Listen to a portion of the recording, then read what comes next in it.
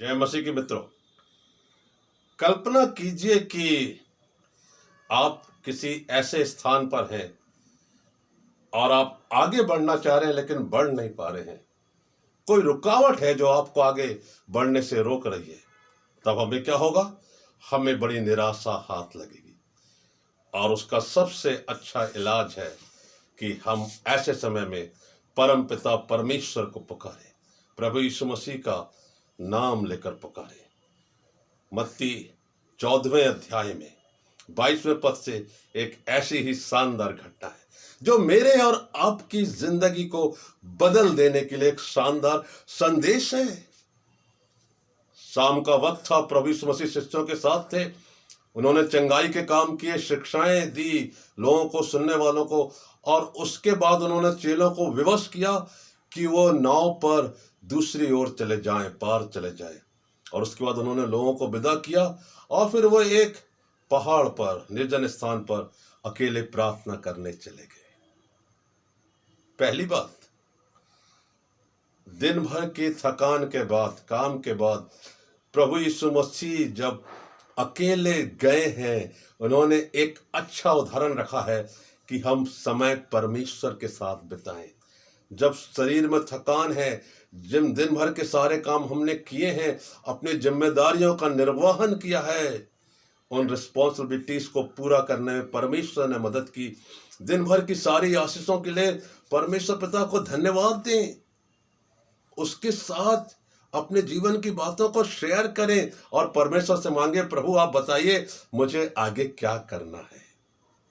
और प्रभु जी, लिखा है वहां वचन में, अकेले थे और शिष्य झील में या सागर में जब वो नाव पे जा रहे थे तो हवा सामने की ओर थी, बड़ी तेज थी, हैवी विंड, और वो खेते खेते थक गए लेकिन नाव आगे नहीं बढ़ रही थी। कई बार मेरी और आपकी जिंदगी में भी हम बहुत प्रयास करते हैं कि रुकावटें दूर हो जाएं, हम आगे जाएं, लेकिन बढ़ नहीं पाते क्योंकि कोई तो है जो हमें आगे बढ़ने से रोक रहा है। चाहे तो सांसारिक समस्याएं हैं, कठिनाइयां हैं, या कुछ लोग हैं जो हमें आगे बढ़ने नहीं दे रहे। हम में योग्यता है, आत्मविश्वास है, सब कुछ है, लेकिन एक बात जो हमारे साथ नहीं है कि हमारे साथ उस समय प्रभु यीशु मसीह नहीं है। और यहां वचन में बताया जा रहा है कि वो जो नाव में शिष्य थे, वो समय उनके साथ प्रभु यीशु मसीह नहीं थे, लेकिन रात के चौथे पहर में प्रभु यीशु मसीह पानी पर चलते हुए आए। Oh what a tremendous scene! कितना जबरदस्त वो दृश्य होगा जब प्रभु यीशु मसीह पानी पर चल रहे हैं। और चेलों के लिए बात असंभव थी, लेकिन वो तो असंभव को संभव करने वाले परमेश्वर के पुत्र हैं। प्रभु को जब उन्होंने देखा तो उन्होंने भूत भूत चिल्लाए, लेकिन प्रभु ने उनसे कहा, डरो मत, ढाढ़स बांधो, मैं हूं, ढाढ़स बांधो, मैं हूं, डरो मत। और प्रभु की ये वाक्य मेरी और आपकी जिंदगी में एक नई ऊर्जा भरने के लिए पर्याप्त हैं, बहुत हैं। पहली बात, ढाढ़स बांधो। और उसके बाद प्रभु ने कहा, मैं हूं। जब आप प्रभु यीशु मसीह को अपने जीवन में सबसे पहला स्थान देते हैं कि आप नहीं परंतु, पौलुस के शब्दों में, मैं नहीं परंतु मसीह मुझ में जीवित है, उस समय कितनी बड़ी जीवन की कठिनाइयां, रुकावटें हैं, वो दूर हो जाती हैं। ढाढ़स बांधो, मैं हूं, डरो मत। और ये शानदार जो विश्वास हमें दिया गया है, पवित्र बाइबल में 365 बार ये वाक्यांश है, डरो मत। ये प्रभु के महान प्रतिज्ञा हमेशा हमें याद रखना चाहिए। तीसरी बात, प्रभु सामने है लेकिन अभी नाव में सवार नहीं हुए हैं और हवा अभी थमी भी नहीं है। तब पतरस ने जब प्रभु को देखा कि वो पानी पर चल रहे हैं तो उसमें भी एक इच्छा हुई कि मैं भी पानी पर चलूं, और वो पानी पर चलने लगा। कमाल की बात यह है कि जब तक उसकी निगाहें खुदावंद यीशु मसीह की ओर थी, वो पानी पर चल रहा था। जैसे उसका ध्यान भटका, उसने देखा कि हवाएं बड़ी तेज है और वो डूबने लगा। बहुत बार जब हमारा और आपका ध्यान डाइवर्ट हो जाता है, जब तक हमारी निगाहें खुदावंद यीशु मसीह की ओर है, हम बिल्कुल सही जा रहे हैं, हम बिल्कुल सही रास्ते पर हैं, हम बिल्कुल अपने एम्बिशन की ओर बढ़ रहे हैं, अपनी डेस्टिनी मंजिल की ओर बढ़ रहे हैं। लेकिन जैसे ही सांसारिक बातों में, खुद के विचारों में हम उलझ जाते हैं और हमारा ध्यान डाइवर्ट हो जाता है, तो फिर हम डूबने लगते हैं। पतरस ने होशियारी की, उसने चिल्लाकर कहा, प्रभु मुझे बचाइए, मैं डूबा जाता हूं।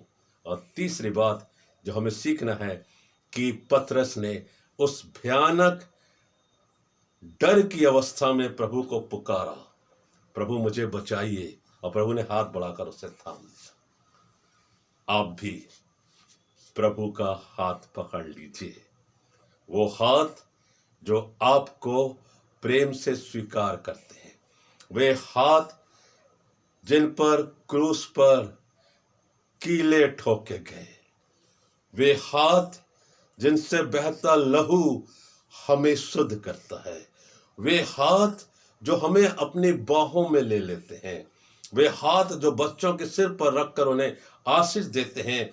और प्रभु के वचन है, बालकों को मेरे पास आने दो, उन्हें मना मत करो, क्योंकि स्वर्ग का राज ऐसा ही का है। प्रभु के हाथ में अपना हाथ दे दीजिए और आप देखेंगे तूफान कितना भी बड़ा हो, हवाएं कितनी भी तेज हो जिंदगी की, आप बिल्कुल नहीं डूबेंगे।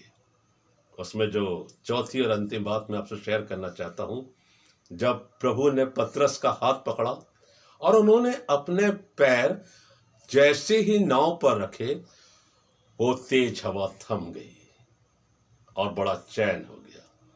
जिंदगी के झंझावातों में, चक्रवातों में, जब प्रभु यीशु मसीह के पैर हमारे परिवार में, हमारे जीवनों में पड़ते हैं, याद रखिए मेरे प्रियो कि हम विजयी होते हैं।